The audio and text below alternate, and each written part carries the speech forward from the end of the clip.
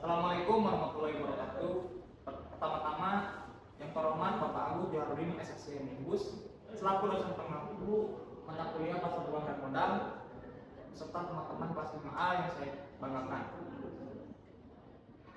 Pada kesempatan kali ini, kelompok kami akan mempresentasikan hasil diskusi mengenai analisis saham. Kelompok kami mengambil 3 saham dari sektor yang berbeda.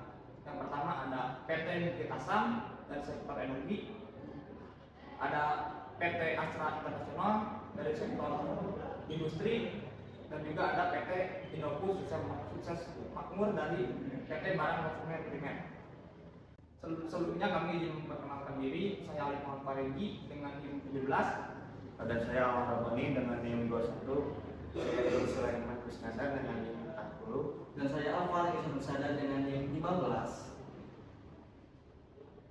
Langsung saja kita masuk ke dalam materi. Baik, selanjutnya mengenai pokok pembahasan yang akan kami sampaikan pada presentasi kali ini. Yang pertama ada profil perusahaan yang akan kami analisis. Yang kedua ada analisis fundamental. Yang ketiga ada analisis industri. Yang keempat diversifikasi portofolio. Yang kelima rekomendasi investasi. Yang keenam struktur dan justifikasi. Ada analisis fundamental dan bukti asal TBK. Yang selanjutnya ada return on equity ya. Berdasarkan data perhitungan ada di atas intinya sih sebenarnya dapat disimpulkan perhitungan return on equity pada bukti asal TBK pada tahun 2019 sampai 2022. Bahwa berdasarkan return on equity yang dihasilkan pada 2019 sampai 2022 secara keseluruhan pada hasil pada tahun 2022 paling tertinggi sebesar 43,78%, dan karena pada tahun 2020 sebesar 14,24%. Sedangkan angka peningkatan terjadi pada tahun 2021 sampai 2022 dari 32,87% menjadi 43,78%. Sehingga semakin tinggi return yang diperoleh, maka kinerja perusahaan akan semakin baik. Artinya, posisi pemilik perusahaan semakin kuat, hanya saja peningkatan tersebut masih kurang efisien jika dinilai dengan penggunaan modal sendiri yang telah dimiliki perusahaan. Next. Yang selanjutnya ada return on asset. Perbandingan dengan industri berdasarkan data perhitungan pada tabel di atas ya. Dapat dilihat perhitungan bahwa hasil return on asset PT Bukit Asam TBK pada tahun 2019 sampai 2022. Nilai return on asset yang dihasilkan pada tahun 2019 sampai 2022 secara keseluruhan hasil paling tinggi terdapat pada 2022 lainnya sebesar 27,71% dan terendah tahun 2020 sebesar 9,92%. Peningkatan yang terjadi pada tahun 2021 sampai 2022 dari 21,89% menjadi 27,71%. Hal ini menunjukkan bahwa kemampuan perusahaan dalam menghasilkan laba bersih berdasarkan aktiva yang dimiliki cukup baik, sehingga aktiva yang dimiliki dapat lebih cepat berputar untuk mendapatkan laba. Hasil tersebut menunjukkan bahwa return on asset yang dihasilkan semakin baik bagi perusahaan, dan return on asset yang tinggi menunjukkan efisiensi perusahaan dalam melaksanakan operasi sehari-hari. Yang selanjutnya earning per share. Berdasarkan hasil tabel di pinggir sebelah kanan, maka dapat dilihat bahwa earning per share terbesar ada di PT Edawa Energi Indonesia yang pada 2012 sebanyak 1.215,29 yang dari 4 tahun terakhir cenderung mengalami kenaikan. Sedangkan nilai EPS terkecil terdapat pada PT Barito Pacific Tbk, yaitu pada tahun 2022 sebesar 0,29. Semakin besar nilai EPS, maka semakin besar kebutuhan yang diterima oleh para pemegang saham. Oleh sebab itu, dapat diketahui bahwa PT Adaro Energi Indonesia Tbk mampu mensejahterakan investor dengan memberikan keuntungan yang besar terhadap setiap lembar saham yang diterbitkan perusahaan. Yang selanjutnya ada price earning ratio perbandingan dengan industri. Berdasarkan pada grafik dari hasil perhitungan per 3 sampel perusahaan tertinggi di tahun 2019 sampai 2022 dimiliki oleh saham BRPT di tahun 2022 terbanyak sebesar 2.603,45. Kemudian pada saham PTBA di tahun 2020 sebesar 13,56 dan pada Adaro di tahun 2020. Untuk terendah pada ketiga saham di atas ada pada saham Adaro di tahun 2021 sebesar 5,4. Kemudian pada saham PTBA pada tahun 2022 dan di saham BRPT di tahun 2021. Tingginya dipengaruhi oleh berdasarkan harga saham dan FIS. Semakin tinggi harga saham dan semakin rendah FIS maka perangan semakin tinggi. Sebaliknya semakin rendah ada selanjutnya ada price to book value. Berdasarkan pada grafik hasil perhitungan price to book value atau PBV di atas di pinggir, maka dapat kita ketahui bahwanya nilai perolehan dari hasil PBV berfluktuatif dari tahun 2019 sampai 2022.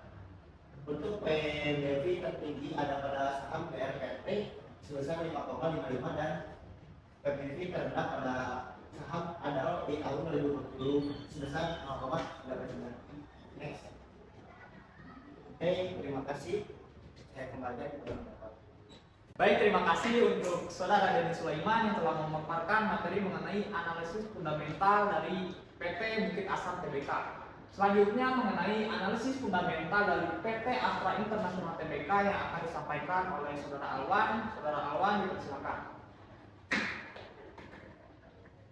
Terima kasih moderator. Di sini saya akan menyampaikan analisis fundamental PT Astra International Tbk. Ini terbagi menjadi dua. Yang pertama total asset turnover, yang kedua return on equity. Nah, di sebelah sini juga ada grafik.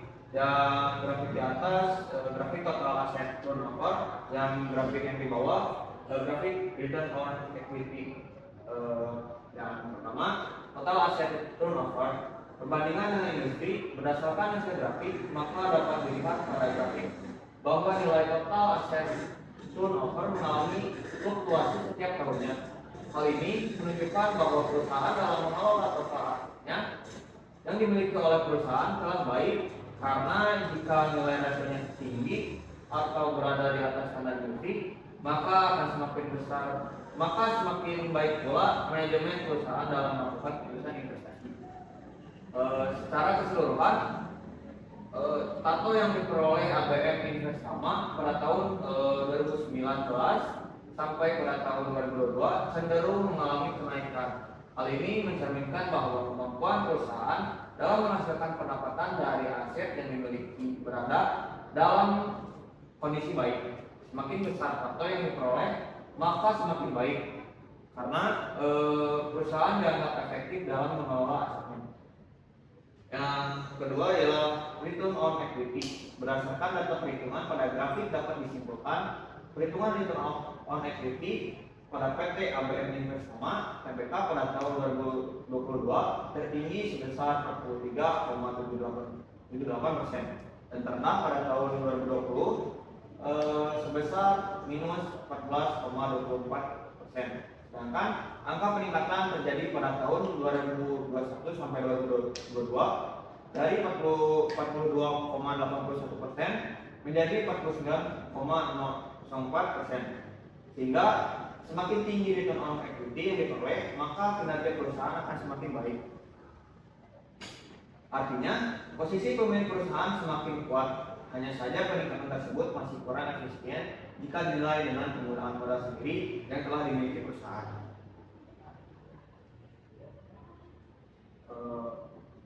Di sini juga dibagi menjadi dua. Yang pertama return on asset, yang kedua earning per share. Yang pertama return on asset perbandingan dengan industri. Berdasarkan data perhitungan pada grafik dapat dilihat perhitungan bahwa hasil return on asset pada PT United Tractor Tbk pada tahun 2019 sampai pada tahun 2022 secara keseluruhan hasil paling tinggi terdapat pada tahun 2022 sebesar 14,95% dan terendah pada tahun 2020 sebesar 6,02%. peningkatan yang terjadi pada tahun 2021 sampai pada tahun 2022 dari 9,13% menjadi 14,95%. Hal ini menunjukkan bahwa kemampuan perusahaan dalam menghasilkan laba bersih berdasarkan aktiva yang dimiliki cukup baik, sehingga aktiva yang dimiliki dapat lebih cepat berputar untuk mendapatkan laba. Hasil tersebut menunjukkan bahwa return on asset yang dihasilkan semakin baik bagi perusahaan dan return on asset yang tinggi menunjukkan efisiensi perusahaan dalam melaksanakan operasi sehari-hari.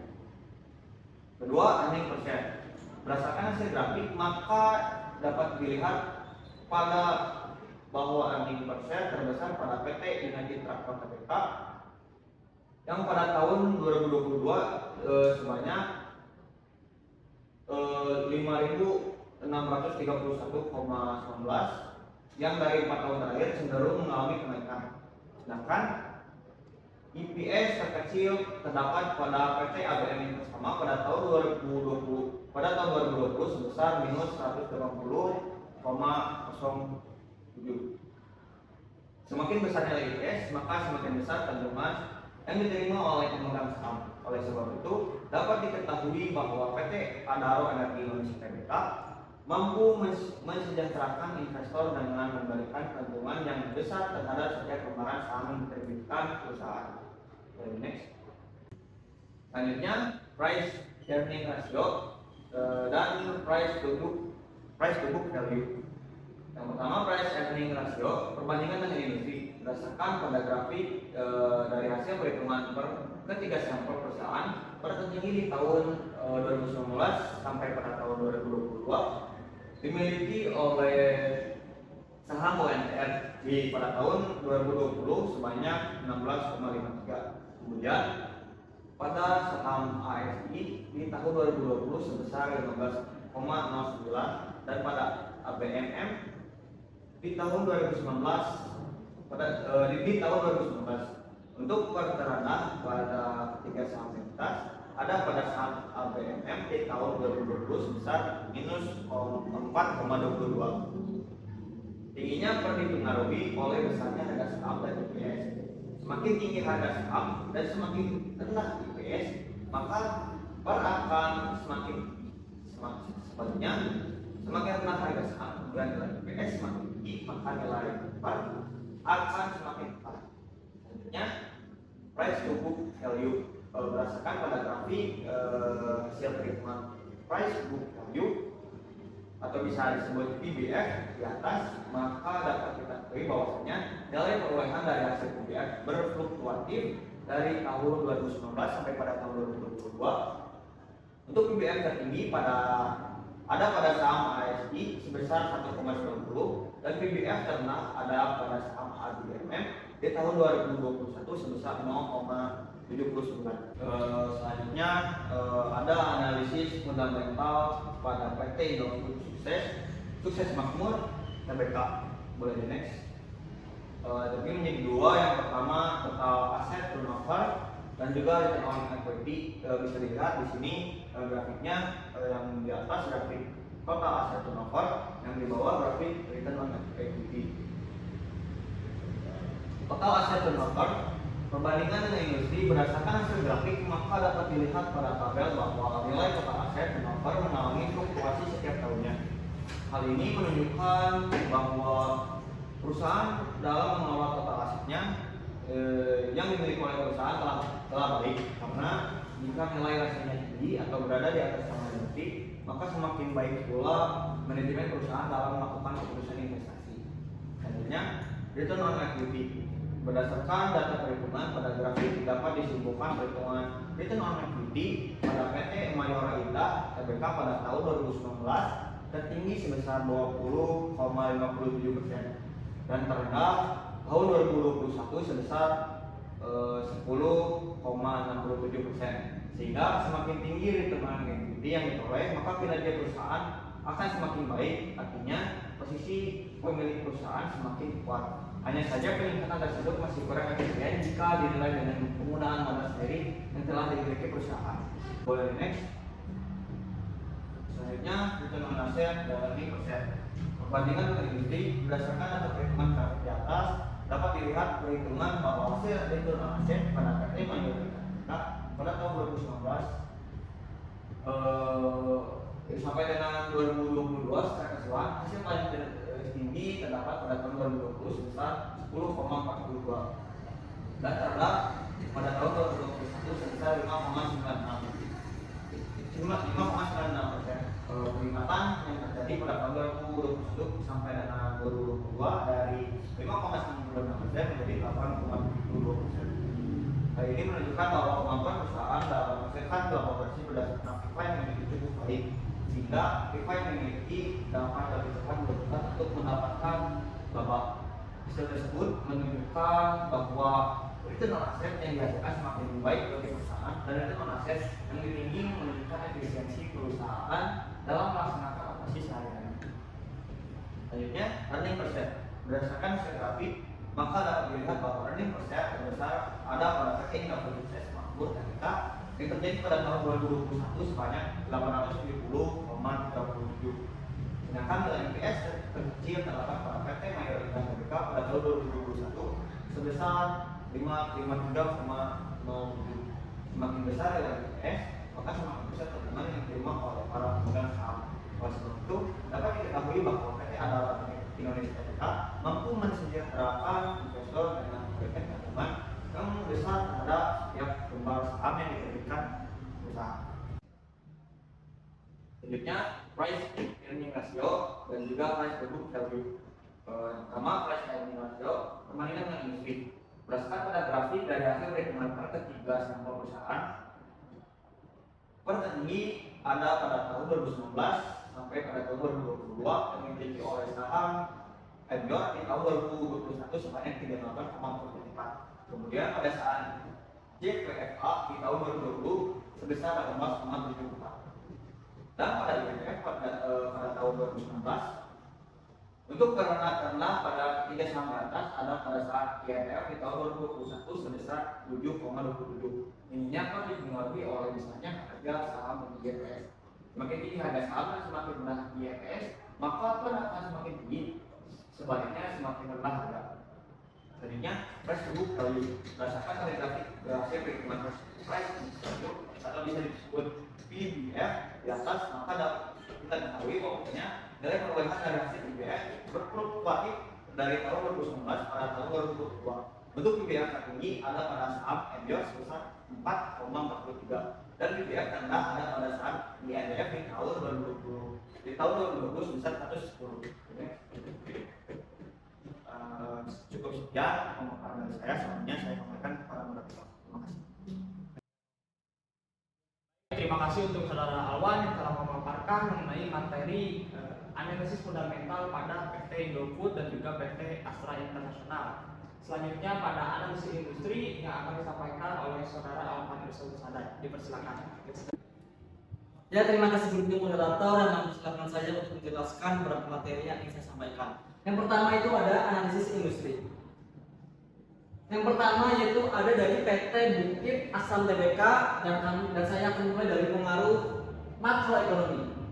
Lembaga Dana Moneter Internasional atau International Monetary Fund atau IMF dalam laporan World Economic Outlook yang dirilis pada Januari tahun 2023 memprediksi pertumbuhan ekonomi untuk tahun 2022 sebesar 3,4% atau turun signifikan dari realisasi pertumbuhan ekonomi global pada tahun 2021 yang tercatat sebesar 6,2%. Penurunan signifikan terjadi pada negara-negara besar seperti Amerika Serikat yang di tahun 2022 diestimasikan tumbuh melambat menjadi 2% dari 5,9% di tahun 2021.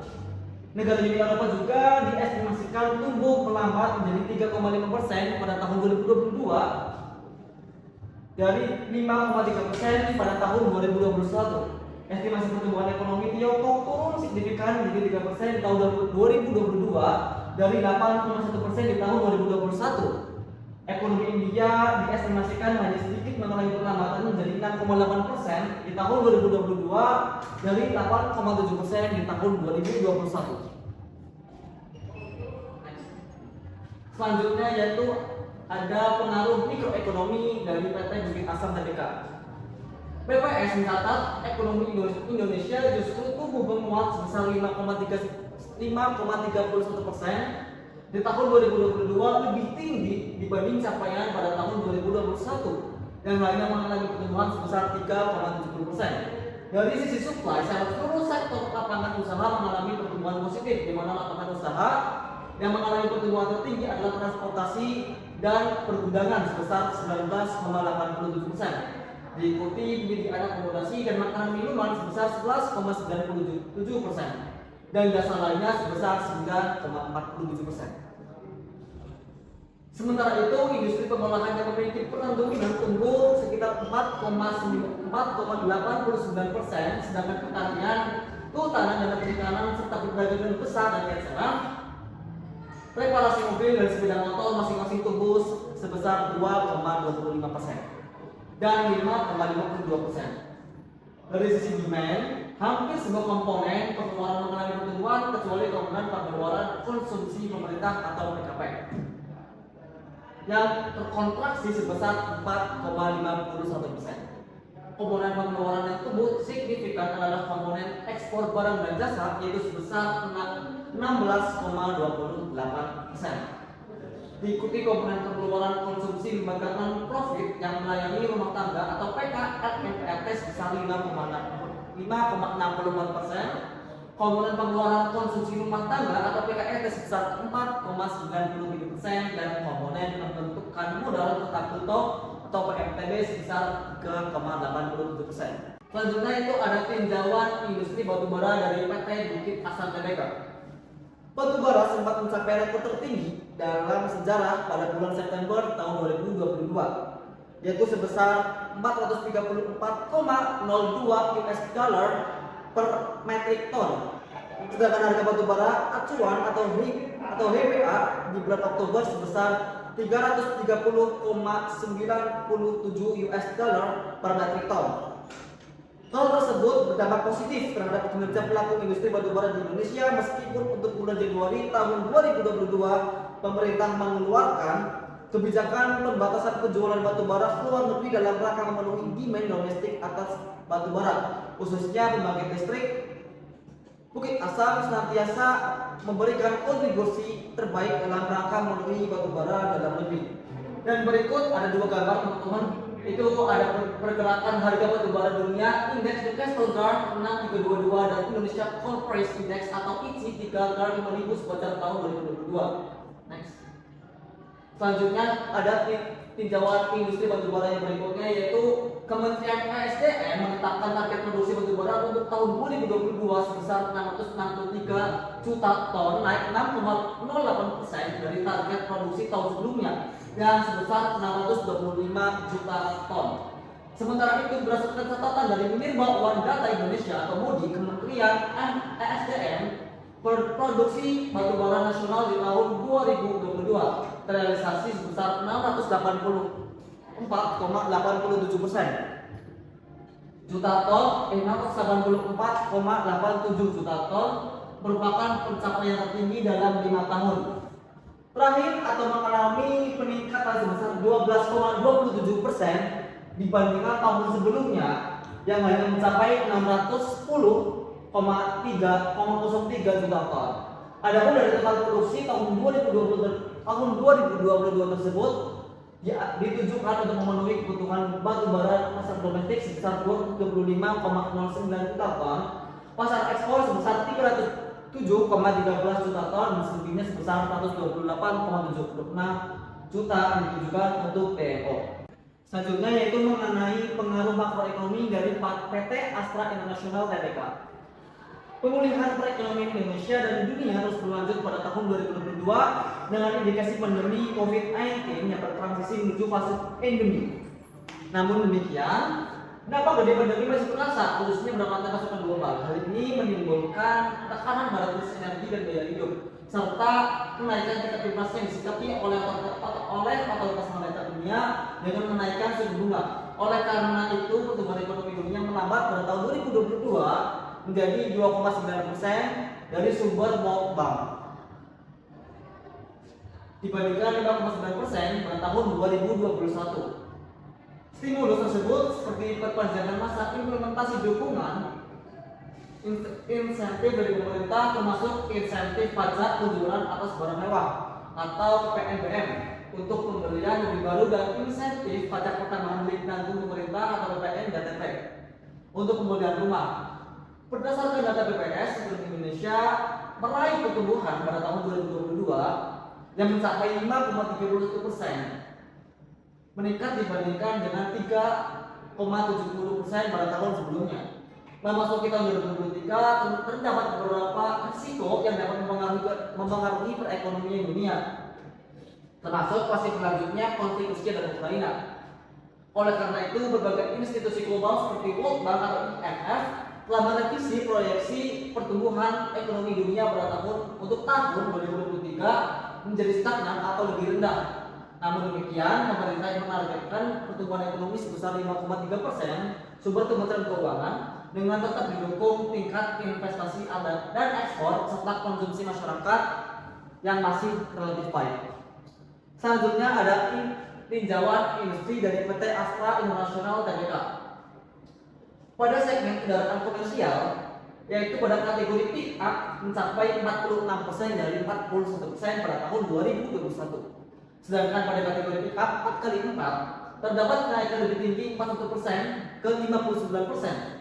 Perbaikan kinerja ini didukung oleh rangkaian model yang andal, antara lain Hyundai Hatsu, Grand Max, Isuzu Traga dari Toyota. Pada segmen otomotif roda 2, penjualan sepeda motor secara nasional meningkat 3% menjadi 5,2 juta unit pada tahun 2022 dari 5,1 juta unit pada tahun 2021 dan ini sumbernya dari Kementerian Perindustrian Republik Indonesia. Produsen sepeda motor mengalami kendala pasokan semikonduktor selama beberapa bulan pada tahun 2022, sehingga berimbas pada volume penjualan pada periode tersebut.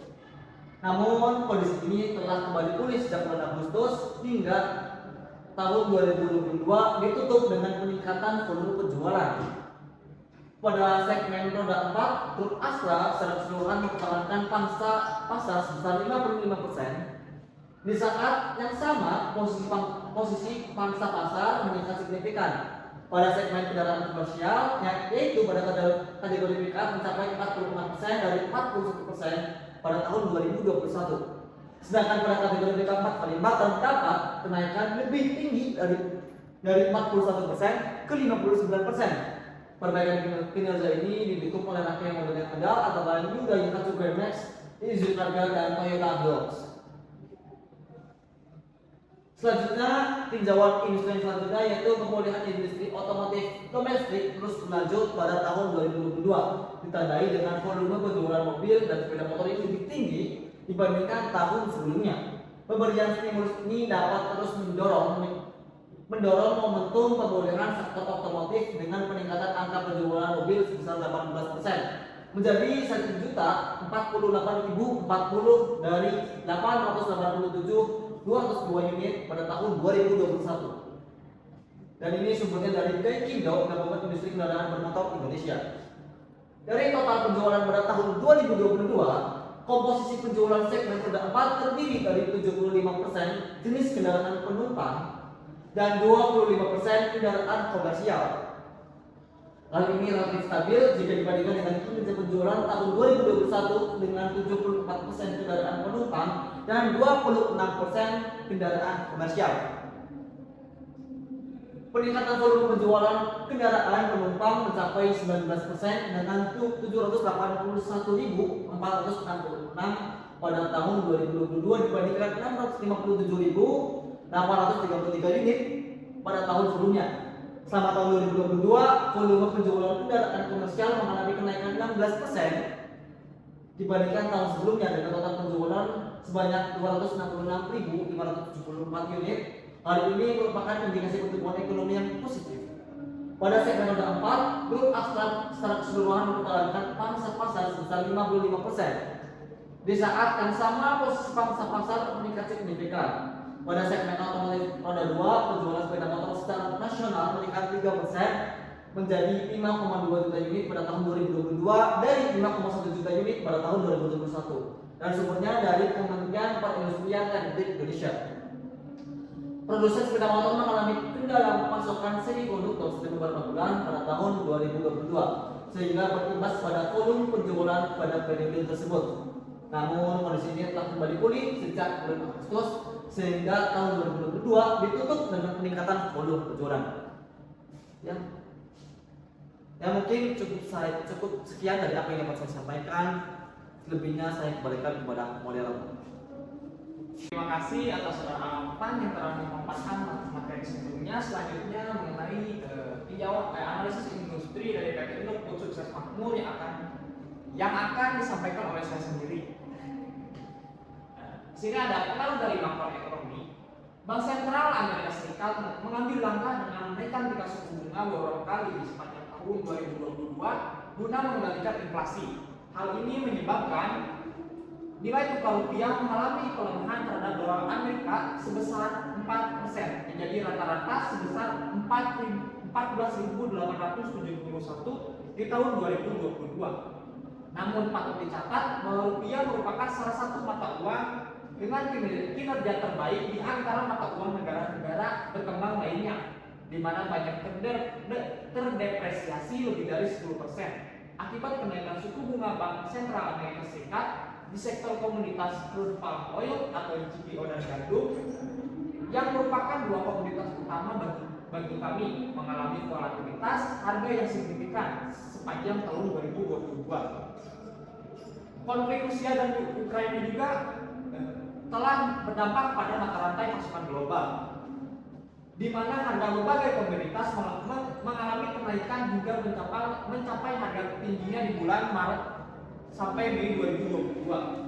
Meskipun sudah berangsur turun pada semester kedua tahun 2022, kondisi pasokan gandum global diperkirakan akan semakin ketat seiring penurunan persediaan awal di tahun 2023. Komisi gandum juga akan meningkat bersama dengan berakhirnya pandemi COVID-19 di banyak negara. Black Sea Grain Initiative telah secara signifikan memulihkan kondisi perdagangan global melalui pelonggaran transportasi gandum dan bahan pangan dari pelabuhan-pelabuhan di Ukraina.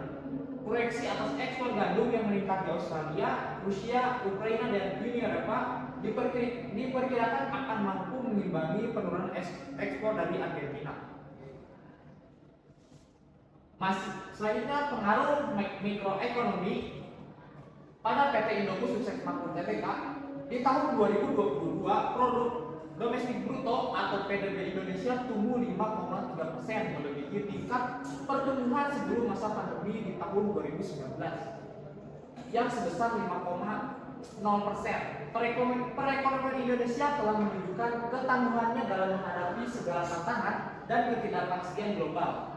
Pencapaian ini terutama didorong oleh naiknya konsumsi rumah tangga yang didukung dengan upaya berkelanjutan dari pemerintah dalam program subsidi energi dan perlindungan sosial. Kinerja ekonomi Indonesia yang positif tersebut merupakan hasil yang cukup baik di tengah tingginya tingkat inflasi yang mencapai 5,51 di tahun 2022 dibandingkan sebesar 1,87% pada tahun sebelumnya. Terlepas dari berbagai tantangan sepanjang tahun 2022, prospek industri tepung terigu di Indonesia masih sangat menjanjikan, di mana produksi konsumsi tepung terigu per kapita masih relatif lebih rendah dibandingkan dengan negara-negara tetangga. Konsumsi dan permintaan tepung terigu diperkirakan akan meningkat seiring dengan berkelanjutan pemulihan perekonomian di Indonesia di tahun 2023. Yang didukung oleh tren urbanisasi dan tumbuhnya segmen kelas menengah dengan pola makan yang beragam serta preferensi terhadap makanan berbahan dasar tepung terigu seperti roti, pizza, dan pasta. Sementara itu, industri tepung terigu akan tetap kompetitif dikarenakan pemain utama telah meningkatkan kapasitas produksinya melalui proyek ekspansi sepanjang tahun 2021 hingga tahun 2023. Selanjutnya mengenai strategi diversifikasi untuk meminimalkan risiko pada portofolio investasi kita. Yang pertama, kita harus menentukan profil risiko terbagi menjadi 3. Yang pertama ada konservatif, di mana tidak menyukai perubahan ekstrim. Investasi akan lebih senang apabila imbalan hasil yang diperoleh bersifat stabil walaupun nilainya cenderung rendah. Yang kedua ada tipe moderat. Justru pada tipe ini mampu menerima risiko yang lebih tinggi. Dan yang terakhir tipe agresif. Tipe agresif adalah gabungan dari kedua tipe sebelumnya, di mana pelaku berani mengambil risiko tinggi demi memperoleh imbalan yang tinggi juga. Yang kedua, menentukan alokasi dana untuk investasi. Ketika kita memiliki profil risiko agresif, maka rasio alokasi aset di dalam portofolio kita yaitu sebanyak 60% pada saham, 20% pada obligasi, 20% pada reksadana campuran. Jika kita memiliki resiko moderat, maka alokasi pada portofolio kita terdiri dari 50% pada saham, 50% lagi pada reksadana campuran, reksadana pendapatan tetap. Dan yang terakhir, jika kita memiliki resiko yang konservatif, maka kita bisa menempatkan dana kita pada penempatan 60% pada reksadana pasar uang, 20% pada saham, dan 20% pada obligasi. Dan selanjutnya, yang ketiga, rutin melakukan penyesuaian. Diversifikasi bukanlah sesuatu yang hanya perlu dilakukan sekali saja, tetapi harus berjalan dengan lancar dan juga sering memeriksa portofolio investasi kita. Dan buatlah perubahan instrumen investasi jika kinerja belum sesuai dengan tujuan maupun strategi investasi beserta profil risikonya. Yang keempat ada pahami faktor yang dapat mempengaruhi pasar. Seperti ingin melakukan diversifikasi pada investasi saham, sebelum membeli saham suatu perusahaan di satu industri, ketahui dulu apa yang mempengaruhi harganya. Hal tersebut dapat beragam bentuknya, mulai dari tingkat bunga, inflasi, permintaan, hingga supply. Dan yang terakhir, lakukan investasi secara disiplin. Baik, di sini ada rekomendasi investasi dari kelompok kami. Yang pertama, pada PTBA pada tahun 2019 kami menyarankan untuk menjual saham pada PTBA ini karena saham pada PTBA ini sedang dalam keadaan overvalue. Selanjutnya pada tahun 2020 kami menyarankan untuk menjual juga karena masih dalam keadaan overvalue. Lalu pada tahun 2021 kami menyarankan untuk membeli saham PTBA ini karena saham PTBA sedang dalam keadaan undervalue atau sedang murah. Pada 2022 kami menyarankan untuk menjual saham dari PTBA ini karena sedang mengalami overvalue. Lalu pada tahun sekarang 2023 kami menyarankan untuk membeli saham dari PTBA ini karena saham dari PTBA ini sedang dalam keadaan undervalue. Selanjutnya ada pada saham Astra International Tbk. Pada tahun 2019 kami menyarankan untuk membeli saham Astra karena dalam keadaan undervalue. Lalu pada tahun 2020 kami menyarankan untuk menahan saham Astra International Tbk ini karena sedang dalam keadaan fair value. Pada tahun 2021 kami menyarankan untuk menjual karena saham Astra ini sedang dalam keadaan overvalue. Lalu pada tahun 2022 kami menyarankan untuk menjual kembali karena saham Astra ini masih dalam keadaan overvalue. Pada tahun 2023 kami menyarankan untuk menahan karena menunggu hasil dari kuartal 4 yang akan keluar. Yang selanjutnya ada dari PT INDF. Pada tahun 2019, saran dari kelompok kami untuk menjual saham dari INDF ini karena saham ini sedang dalam keadaan overvalue. Lalu pada tahun 2020, kami menyarankan untuk membeli saham dari PT INDF ini karena saham dari PT INDF ini sedang dalam keadaan undervalue. Lalu pada 2021 kami menyarankan kembali untuk membeli saham INDF ini karena sedang dalam keadaan undervalue. Lalu pada tahun 2022 kami menyarankan untuk membeli kembali saham dari INDF ini karena masih dalam keadaan undervalue. Sedangkan pada tahun sekarang kami menyarankan untuk menahan saham dari INDF ini sembari menunggu hasil dari kuartal 4 yang akan keluar.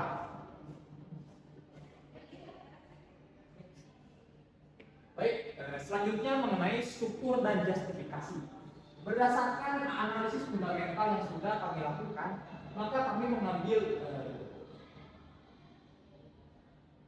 pada Bukit Asam Tbk berdasarkan penilaian kinerja keuangan PT Bukit Asam dalam rasio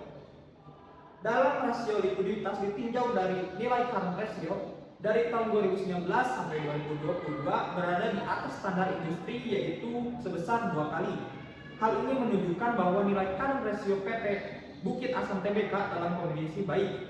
Karena semakin tinggi rasio ini, maka tinggi pula kemampuan perusahaan dalam membayar utang jangka pendek dengan menggunakan aset lancarnya. Begitu pula ditinjau dari cash ratio yang dinilai rasionya berada di atas standar industri. Hal ini menunjukkan bahwa cash ratio PT Bukit Asam Tbk dalam kondisi yang baik, mampu membayar utang lancarnya.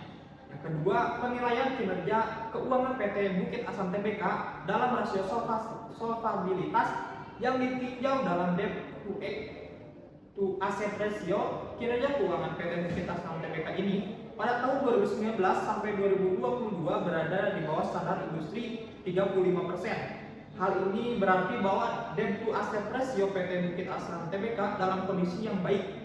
Karena semakin rendah rasio ini, maka risiko perusahaan tidak mampu membayar utang jangka panjangnya semakin kecil pula. Selanjutnya mengenai penilaian kinerja keuangan menurut rasio aktivitas yang ditinjau dari total aset turnover. Kinerja keuangan PT Bukit Asam Tbk dari tahun 2019 sampai 2020 berada di atas standar industri, yaitu sebesar 2 kali. Hal ini menunjukkan bahwa total aset turnover pada PT Bukit Asam Tbk dalam kondisi baik karena perusahaan mampu mengelola perputaran asetnya dalam investasi dan guna meningkatkan penjualan. Yang selanjutnya ada dampak dari makroekonomi terhadap PT BA ini. Dampak makroekonomi memberikan pengaruh terhadap keberlangsungan perusahaan. Hal tersebut akibat oleh tekanan inflasi yang tinggi sehingga menggerus daya beli konsumen, serta diikuti dengan pengetatan kebijakan moneter yang lebih cepat dan agresif. Perekonomian global tahun 2022 dihadapkan oleh berbagai tantangan yang salah satu pemicunya adalah ketegangan antara Rusia dan juga Ukraina. Selanjutnya ada pengaruh dari mikroekonomi. Dari sisi supply, seluruh sektor lapangan usaha mengalami pertumbuhan. Efektivitas kebijakan penanganan COVID-19 yang ditetapkan oleh pemerintah berperan dalam menjaga keberlangsungan pemulihan ekonomi. Berbagai negara pemulihan ekonomi serta didukung oleh kebijakan moneter dan sektor keuangan yang akomodatif terbukti telah memberikan dorongan besar bagi akselerasi pemulihan ekonomi nasional. Yang selanjutnya ada nilai tukar rupiah terhadap dolar Amerika Serikat. Baik dari segi peluang seperti meningkatnya ekspor pada nilai rupiah menguat terhadap US dollar maupun ancaman seperti saat rupiah mengalami depresiasi terhadap US dollar. Sebaiknya perusahaan mengurangi impor sehingga nilai tukarnya dijadikan program perusahaan masa yang akan datang. PT Astra International Tbk. Berdasarkan penilaian kinerja keuangan PT Astra International Tbk dalam rasio likuiditas ditinjau dari nilai current ratio dari tahun 2019 sampai 2022 berada di atas standar industri. Hal ini menunjukkan bahwa nilai current ratio PT Astra International Indonesia dalam kondisi baik. Selanjutnya penilaian kinerja keuangan dalam aktivitas yang ditinjau dari total aset turnover. Kinerja keuangan PT Astra International Tbk dari tahun 2019 sampai 2020 cukup baik karena mendekati angka 1. Penilaian kinerja keuangan ASII dalam rasio profitabilitas dengan return on equity kinerja keuangan Astra International Tbk dari tahun 2019 sampai 2022 berada di bawah standar industri 40%. Tetapi jika dilihat 3 tahun kebelakangan, ROE dari ASI ini mengalami peningkatan. Yang keempat, tekanan geopolitik antara Ukraina dan Rusia memberikan dampak terhadap tekanan energi dan biaya hidup serta kenaikan inflasi. Indonesia tidak terlepas dari dampak perekonomian global. Yang kelima, dampak dari makroekonomi sangat memberikan pengaruh terhadap Indonesia yang tidak terlepas dari dampak perekonomian global. Tetapi perekonomian Indonesia masih berada dalam posisi lebih baik dengan didukung dengan tingkat investasi yang terjaga baik. Akibat peningkatan ekspor barang-barang komoditas inti seperti batu bara dan yang lain-lain. Selanjutnya ada dari PT Indo Khusus Makmur Tbk. Berdasarkan kinerja keuangan return on equity Indofood Sukses Makmur Tbk dari tahun 2019 sampai 2022 berada di bawah standar industri 40%, tetapi jika dilihat 3 tahun kebelakangan ROE pada INDF ini mengalami penurunan. Berarti perusahaan mengalami penurunan dalam mengelola modalnya untuk menaikkan keuntungan bagi pemegang saham. Selanjutnya ada dampak mikroekonomi terlepas dari tantangan terhadap prospek industri. Tepung terigu di Indonesia masih menjanjikan, di mana konsumsi tepung terigu per kapita masih relatif lebih rendah dibandingkan negara-negara tetangga. Selanjutnya dampak dari mikroekonomi di sekitar komoditas crude palm oil atau CPO dan gandum akan semakin ketat. Black Sea Grain inisiatif telah secara signifikan memulihkan kondisi perdagangan global melalui pelonggaran transportasi gandum dan bahan pangan di pelabuhan Ukraina. Yang terakhir, pihak perusahaan harus mempertimbangkan besarnya tingkat pertumbuhan produk domestik bruto, baik dari segi peluang meningkatnya konsumsi masyarakat maupun ancaman seperti keluarnya modal dalam perusahaan. Next. Selanjutnya rentang waktu.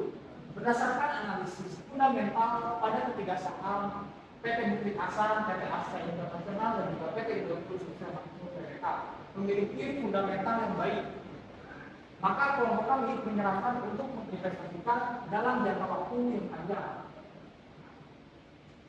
Dikarenakan berinvestasi saham memang untuk jangka waktu yang panjang untuk menghindari kemungkinan kondisi sosial, ekonomi, dan politik yang mampu mempengaruhi fluktuasi harga saham serta keuntungan investor. Berdasarkan analisis fundamental pada ketiga saham ini memiliki fundamental yang baik, maka kelompok kami menyarankan untuk tetap investasi pada ketiga saham tersebut untuk jangka panjang masyarakat. Berinvestasi terutama untuk rentang waktu yang panjang untuk menghindari kemungkinan kondisi sosial, ekonomi, dan politik. Mungkin itu saja dari saya. Saya Arif Muhammad Faregi selaku moderator dari kelompok 2 dalam pamit undur diri. Mohon maaf bila ada salah kata. Wabillahi taufiq wal hidayah. Wassalamualaikum warahmatullahi wabarakatuh.